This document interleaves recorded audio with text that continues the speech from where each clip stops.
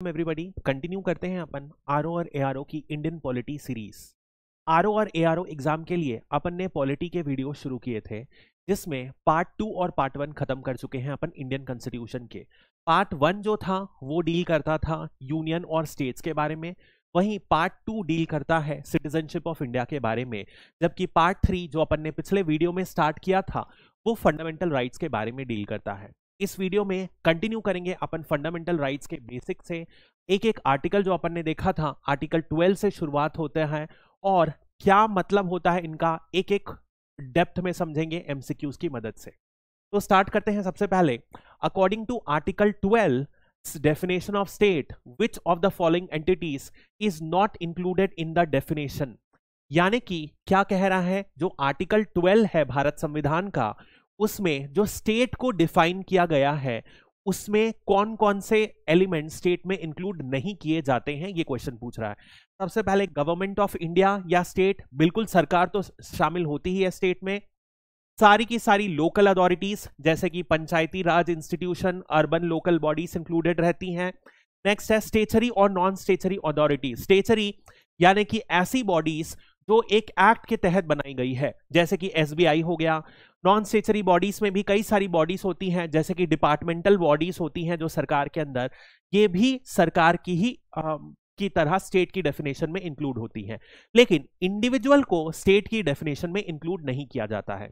In fact तो answer क्या होगा, इंडिविजुअल्स। इनफैक्ट यदि अपन समझे तो सुप्रीम कोर्ट ने उसको भी स्टेट की डेफिनेशन में इंक्लूड किया है जो सरकार के इंस्ट्रूमेंट की तरह से काम कर रहा है। यानी कि मान लीजिए आप स्टेट ने एक कॉन्ट्रैक्ट दिया और ये कॉन्ट्रैक्ट किसी कॉन्ट्रैक्टर को मिला, तो बिकॉज ये स्टेट के बिहाफ में काम कर रहा है इसीलिए इस कॉन्ट्रैक्टर को भी स्टेट का ही एजेंट माना जाएगा। तो यानी कि प्राइवेट एंटिटी जो स्टेट के बिहाफ में काम करता है उसे भी स्टेट की डेफिनेशन में इनकॉर्पोरेट किया जाएगा।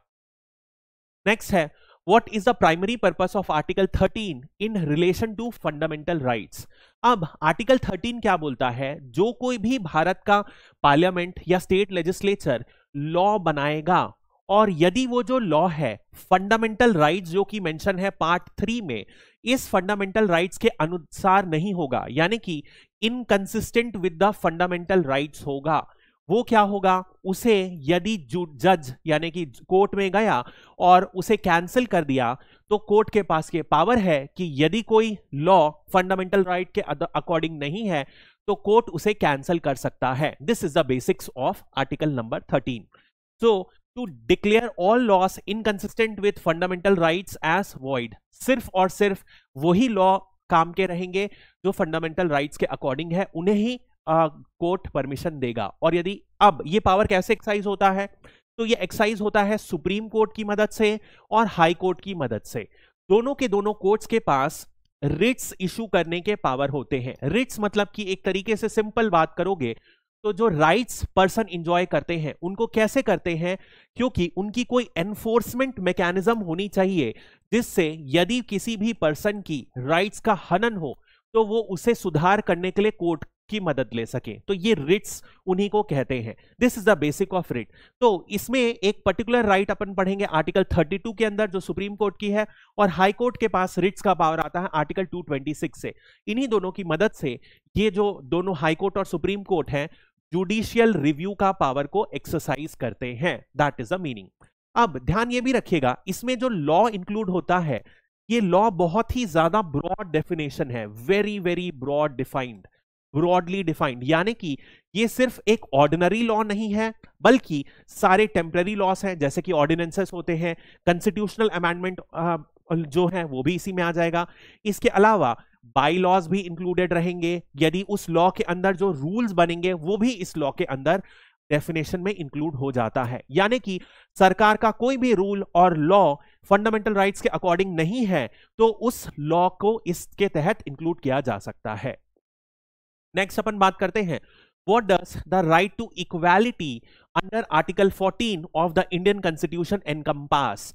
कौन सी दो राइट्स के बारे में बात करता है, राइट टू इक्वालिटी के बारे में। अब यहां से अपन पहली फंडामेंटल राइट की तरफ मूव कर रहे हैं जो कि अपन ने बात किया था राइट टू इक्वालिटी, जो कि एक्सटेंड करती है आर्टिकल नंबर 14 से लेकर आर्टिकल 18 की तरफ। तो देखते हैं equality in social and economic status, ये तो बिल्कुल गलत है, क्योंकि पिछले ही लेक्चर में अपन ने डील किया था कि फंडामेंटल राइट्स किसके बारे में है, पॉलिटिकल राइट्स के बारे में है, पॉलिटिकल राइट्स, सोशल राइट्स के बारे में नहीं है। Equality before law and equal protection of law, यही है। अब आर्टिकल 14 में लिखा क्या है, जो हमारा संविधान है वो इक्वालिटी बिफोर लॉ और इक्वल प्रोटेक्शन ऑफ लॉ को प्रोवाइड करता है। मतलब क्या होता है इक्वालिटी बिफोर लॉ, सिंपल शब्दों में समझे, ये क्या है कि यदि दो पर्सन है कोई भी, तो उनके बीच पर क्या करा जाएगा, डिस्क्रिमिनेशन नहीं किया जाएगा किसी भी बेसिस में, चाहे वो कास्ट हो, चाहे वो सेक्स हो, चाहे वो रिलीजन हो, इन सब चीजों के बेसिस में डिस्क्रिमिनेशन नहीं किया जाएगा। यानी कि एक लॉ जो मेरे लिए जिस तरीके से लागू होता है वही उस पर्सन के लिए, ए के लिए भी लागू रहेगा, वही बी के लिए भी उसी अनुसार लागू होगा। That is the meaning of right to equality before law, जो पहला है राइट टू इक्वालिटी के अंदर। इसका दूसरा है इक्वल प्रोटेक्शन ऑफ लॉ। ये इसका मतलब क्या होता है, बेसिकली दो टाइप का होते हैं। अब लेट अस से मैं एक ऑर्डिनरी सिटीजन हूं, दूसरा बंदा क्या हो सकता है वो प्रेसिडेंट हो। क्या प्रेसिडेंट को जो जिस तरीके से उसे लॉ के सामने पेश किया जाएगा वैसे ही मुझे किया जाएगा? नहीं किया जाएगा, क्योंकि जो प्रेसिडेंट है उसके बहुत सारे पावर्स हैं, और ऑर्डिनरी पर्सन की राइट्स को कंपेयर किया जाए यदि एक प्रेसिडेंट के पावर से, तो वो गलत होगा। तो इक्वल प्रोटेक्शन ऑफ लॉ क्या कहता है, केवल और केवल इक्वालिटी तब होल्ड करती है जब दो पर्सन सिमिलर स्टेटस के हो, और स्टेटस मतलब यहां पर इकोनॉमिक नहीं, उनकी पोजीशन वाइज बात कर रहे हैं। दोनों के दोनों यदि बराबर स्थिति में प्लेस्ड हैं, इक्वल सर्कमस्टेंसेस में, तभी इक्वालिटी होगी। यदि दो पर्सन्स डिफरेंट पोजीशंस में हो, जैसे कि लेट अस से एक होगा प्रेसिडेंशियल पोजीशन में और दूसरा ऑर्डिनरी पोजीशन में होगा, तो इस केस में राइट टू इक्वालिटी नहीं होल्ड करेगी। यानी कि इक्वल जो इक्वालिटी का जो लॉ है वो तभी होल्ड करता है जब there is provision of equality under equal circumstances. That is the basis and the most important time, ध्यान रखिएगा ये चीज। अब इसी का एग्जाम्पल अपन समझते हैं, जैसे कि अब आप समझिए कि जो प्रेसिडेंट है और गवर्नर है उनके खिलाफ क्या हो सकता है, कभी भी उनको बहुत सारी इम्यूनिटीज मिलती हैं, जैसे कि उनके टर्म में कभी भी कोई भी क्रिमिनल चार्जेस उनके खिलाफ नहीं एक्सटेंड किए जा सकते, उनके खिलाफ कोई सिविल चार्जेस भी एक्सटेंड नहीं किए जा सकते जब तक उन्हें 2 मंथ की इंक्वायरी का पीरियड ना दिया जाए, 2 मंथ का वार्निंग पीरियड दिया जाए, तभी और तभी यूटिलाइज किया जा सकता है उनके खिलाफ। आप समझ रहे हो, प्रेसिडेंट और गवर्नर को एक अलग पेडेस्टल पे रखा गया है। ऐसे ही यदि आप देखोगे तो एमपी और एमएलए यदि लेजिस्लेटिव असेंबली या पार्लियामेंट में जाके कबूल कर दिए कि मैं कोई क्रिमिनल एक्ट किया हूं, तब भी उनको अरेस्ट या प्रोसिक्यूट नहीं किया जा सकता, क्योंकि पार्लियामेंट या लेजिस्लेचर में कंप्लीट फ्रीडम है। यदि हम बोलेंगे तो क्या होगा, हम तुरंत अरेस्ट हो जाएंगे। दिस इज द मीनिंग, यही डिफरेंस है जो आपको समझना है। यदि कोई दो समान स्थिति पे है तो बिल्कुल इक्वालिटी है, अलग अलग सिचुएशन में है तो इन दोनों के पास इक्वालिटी नहीं है। ये राइट टू इक्वालिटी का बहुत ही इंपॉर्टेंट प्रोविजन है। नेक्स्ट अपन बात करते हैं, which of the following ground is not explicitly mentioned in Article 15 of the Indian Constitution? अब देखो आर्टिकल 15 में क्या बोला गया है, प्रोहिबिशन ऑफ डिस्क्रिमिनेशन, यानी कि सरकार क्या कर सकता है, कभी भी कोई एजुकेशनल इंस्टीट्यूशंस में, और आर्टिकल 16 में अपन देखेंगे इक्वल प्रोटेक्शन, यानी कि आप ध्यान रखो एजुकेशन या जॉब पाने में, सरकारी जॉब पाने में सरकार क्या करेगा, कभी भी डिफरेंशिएट नहीं करेगा, ओनली या डिस्क्रिमिनेट नहीं करेगा, only on the basis of कुछ क्राइटेरियाज हैं, जैसे कि religion, race, place of birth, sex, इस तरीके के क्राइटेरिया मेंशन्ड हैं। तो लैंग्वेज कहीं पर भी मेंशन नहीं है। आंसर क्या होगा, लैंग्वेज। तो कौन कौन से क्राइटेरिया के बेसिस में सरकार डिस्क्रिमिनेट नहीं कर सकता है, वो है रिलीजन, रेस, कास्ट, सेक्स और place of birth. In criterias के बेसिस में डिस्क्रिमिनेट नहीं कर सकता। पहली चीज, ये जो पहला है ये स्टेट के बारे में प्रोहिबिशन ऑफ डिस्क्रिमिनेशन की बात कर रहा है, यानी कि जो गवर्नमेंट है, जो स्टेट की डेफिनेशन अभी अपन ने देखा था आर्टिकल 12 के अंदर, वो कभी भी इन सारे मसले में किसी भी सिटीजन के बीच में डिस्क्रिमिनेट नहीं करेगा। लेकिन इस लॉ का दूसरा पहलू भी है कि जो प्राइवेट सिटीजन है उन्हें भी क्या कर रहे हैं, कोई रेस्ट्रिक्शन नहीं लगा सकते। जैसे कि मान लो जैसे पहले होता था अनटचेबिलिटी का कॉन्सेप्ट, जो निचली कास्ट वाले हैं उन्हें क्या किया जाएगा, उन्हें पब्लिक प्लेसेस से पानी नहीं लेने दिया जाएगा, शॉप में एक्सेस नहीं कर सकते, खाना एक्सेस नहीं कर सकते। तो उस तरीके का डिस्क्रिमिनेशन भी कोई प्राइवेट सिटीजन किसी भी पब्लिक प्रॉपर्टी या जो कॉमन एरिया प्रॉपर्टी है वहां पर नहीं कर सकता। यानी कि आर्टिकल 15 पहली रिस्पॉन्सिबिलिटी किसके ऊपर डाल रहा है? स्टेट के ऊपर, और दूसरी इंडिविजुअल के ऊपर भी डाल रहा है। That is the meaning. ऐसा ही कुछ आप आर्टिकल 16 में भी देखोगे, जहां पर फिर से डिस्क्रिमिनेशन परमिट नहीं करेगा, एक्सेप्ट मतलब कि इसको पॉजिटिव टर्म्स में लिखा गया है, इक्वल अपॉर्चुनिटीज प्रोवाइड की जाएगी। That is article number 16। फिर से कुछ एग्जम्पशन है। एग्जम्पशन क्या होते हैं कि सरकार खुद चाहे तो डिस्क्रिमिनेशन को खत्म करने के लिए कुछ लोगों को रिजर्वेशन प्रोवाइड कर सकता है। इसी तहत क्या हुआ है, एससी लोगों को, एसटी लोगों को, ओबीसी लोगों के लिए, और अभी न्यूली इंट्रोड्यूस क्लॉसेस में ईडब्ल्यूएस यानी कि इकोनॉमिकली वीकर सेक्शन को भी रिसेंटली क्या किया गया है, रिजर्वेशन 10% प्रोवाइड किया गया है। वो किसके तहत किया गया है? इन्हीं एग्जम्पशंस के तहत किया गया है। अब यह आ गया आर्टिकल 16, पब्लिक एम्प्लॉयमेंट में इक्वालिटी होनी चाहिए। फिर क्या डिफरेंशिएशन होगा?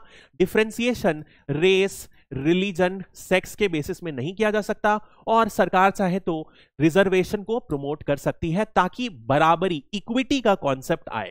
ध्यान रखिएगा, दो कॉन्सेप्ट होता है, एक होता है इक्विटी और एक होता है इक्वालिटी। इक्वालिटी मतलब कि बराबरी, इक्विटी मतलब कि आप बराबर ट्रीटमेंट नहीं कर रहे हो, जो पिछड़ा है उसे आप ज्यादा हेल्प कर रहे हो ताकि वो बाकियों के कंपैरिजन में आगे आए। तो इक्विटी का कॉन्सेप्ट ओवरऑल एक सोसाइटी में बराबरी लाने के लिए जो पिछड़े वर्ग हैं आप उनकी ज्यादा सहायता कर रहे हो। नेक्स्ट अपन बात करते हैं, which act was enacted by Indian parliament to implement the provision of article 17। Article 17 क्या बोलता है? बैनिंग ऑफ अनटचेबिलिटी, यानी कि छुआछूत को बैन किया जाएगा, ये कहता है। और इसमें कहा गया कि इसी के तहत कोई लॉ इंप्लीमेंट किया जाएगा पार्लियामेंट के द्वारा, और जो ये पार्लियामेंट लॉ इंप्लीमेंट करेगा, जो लॉ बनाएगा, उसी के तहत अनटचेबिलिटी को एक ऑफेंस बनाया जाएगा। तो ये कौन सा एक्ट इंप्लीमेंट किया गया? Protection of civil rights act 1955 बनाया गया था पार्लियामेंट के द्वारा, क्योंकि ये संविधान में लिखा हुआ कि पार्लियामेंट एनैक्ट करेगा, तो ये लॉ बनाया गया और जिसके तहत छुआछूत को एक ऑफेंस माना गया है। सो इट अबॉलिशेस अनटचेबिलिटी, इसमें लिखा गया है, और पार्लियामेंट ने ये एक्ट पास किया। ध्यान रखिएगा, दोनों ही एक्ट में अनटचेबिलिटी को डिफाइन नहीं किया गया है, ना हमारे एक्ट में डिफाइन किया गया है, ना संविधान में डिफाइन किया गया है कि क्या अनटचेबिलिटी है। नेक्स्ट अपन लास्ट आर्टिकल बढ़ते हैं, article 18 of right to equality. वो है प्रोहिबिशन ऑफ टाइटल्स, यानी कि आप देखोगे टाइटल्स में भी बहुत सारी रेस्ट्रिक्शंस हैं। तो सबसे पहली रेस्ट्रिक्शन यदि आप देखोगे आर्टिकल में क्या होती है कि कोई भी भारतीय नागरिक किसी भी टाइटल को एक्सेप्ट नहीं कर सकता, सरकार जो है भारत की वो टाइटल दे नहीं सकती, ऐसे कुछ रेस्ट्रिक्शंस हैं। तो देखते हैं article 18, which of the following statements about titles is correct? The state is allowed to confer hereditary titles of nobility। बिल्कुल ही गलत बात है, सरकार हेरिडिटरी टाइटल्स नहीं दे सकती। सरकार सिर्फ और सिर्फ एकेडमिक टाइटल्स दे सकती है और मिलिट्री टाइटल्स दे सकती है, सिर्फ और सिर्फ। और इसी तहत जो पद्मश्री, पद्म भूषण रहता है वो इन्हीं क्लासिफिकेशंस के अंदर लिए गए हैं। Indian citizens are permitted to accept titles, बिल्कुल गलत बात है। कोई भी भारत का सिटीजन फॉरेन कंट्री से भी टाइटल लेने के लिए एलिजिबल नहीं है। याद है जैसे अपन ने हिस्ट्री में पढ़ा था कि बोयर वॉर के समय गांधी जी को क्या टाइटल मिला? कैसर-ए-हिंद, ये टाइटल मिला था। ऐसा टाइटल आज की डेट में भारत के संविधान में कोई नहीं ले सकता। नेक्स्ट है, foreigners holding office of profit under the state can accept title from any foreign without any restriction, ये भी गलत है। यदि कोई भारत में कोई फॉरेनर काम कर रहा है स्टेट इंस्ट्रूमेंट में, तो उसे क्या करना पड़ेगा?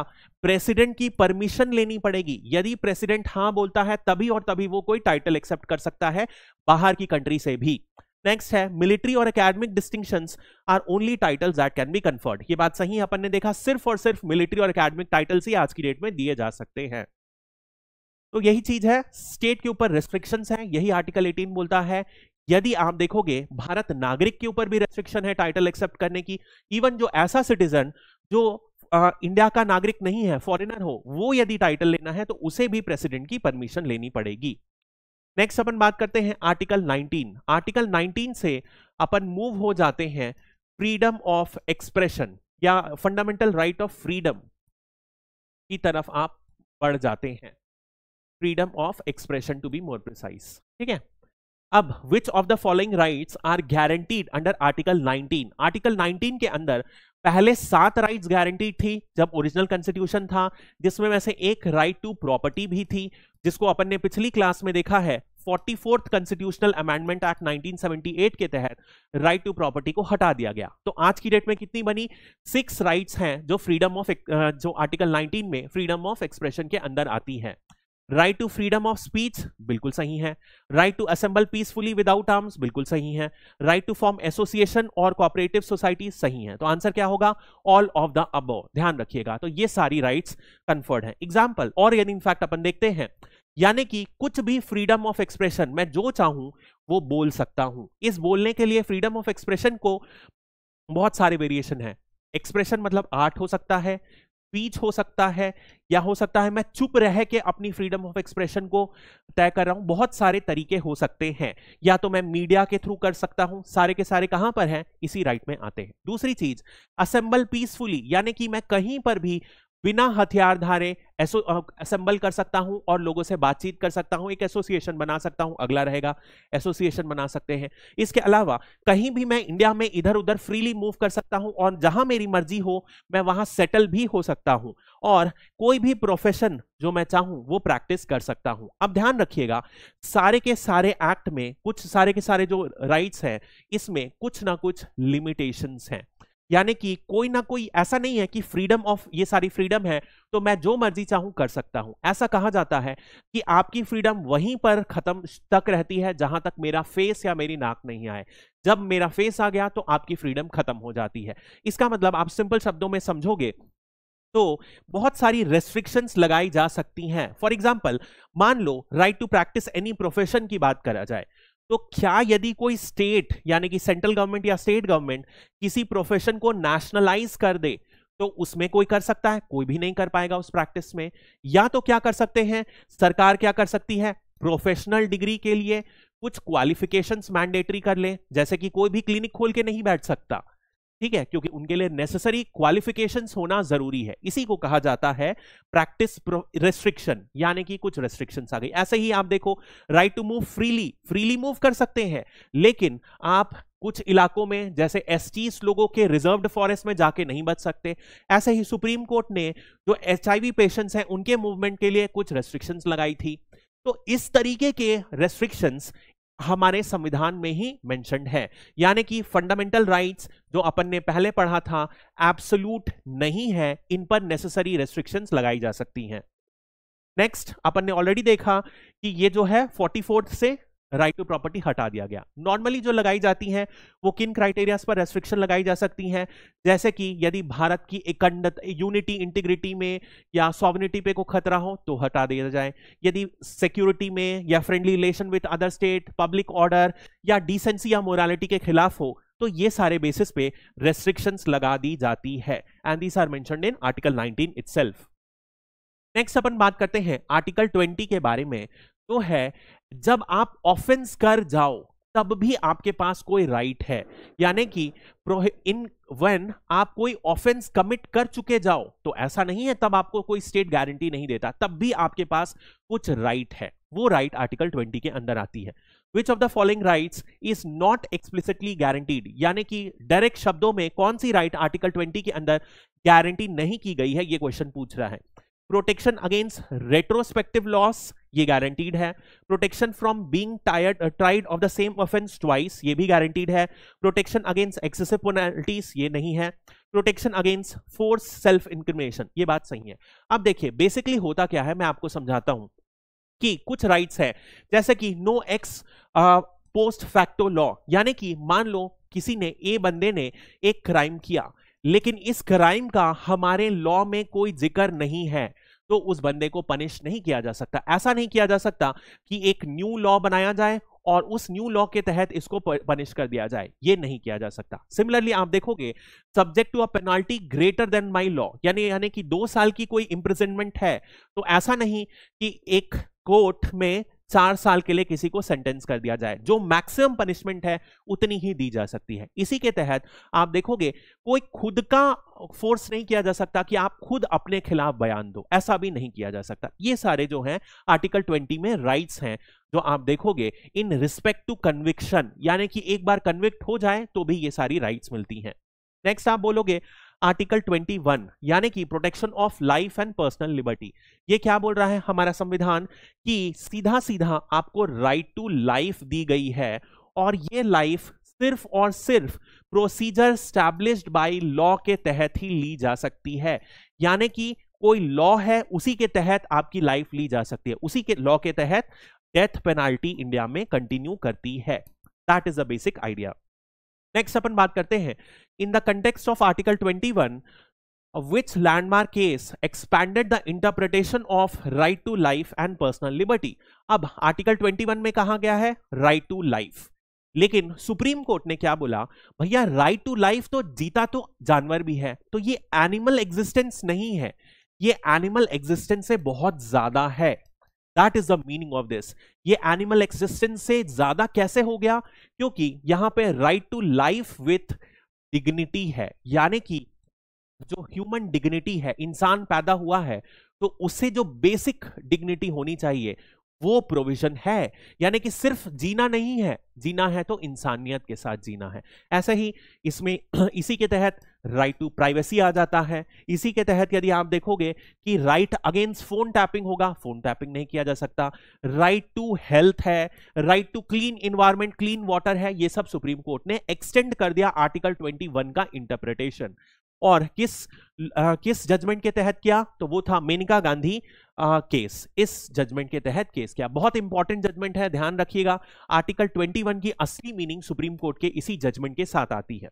नेक्स्ट अपन बात करते हैं the provision for right to education. ये आर्टिकल 21A में है, was added by which constitutional amendment act. अब 21A में क्या है कि 6 से 14 साल का कोई भी बच्चा है उसे क्या दी गई है, राइट टू एजुकेशन दी गई है। यानी कि यदि उसके पास पैसा नहीं है तो सरकार उसको पैसा देगी, सरकार उसके लिए एजुकेशन फ्री में प्रोवाइड करेगी।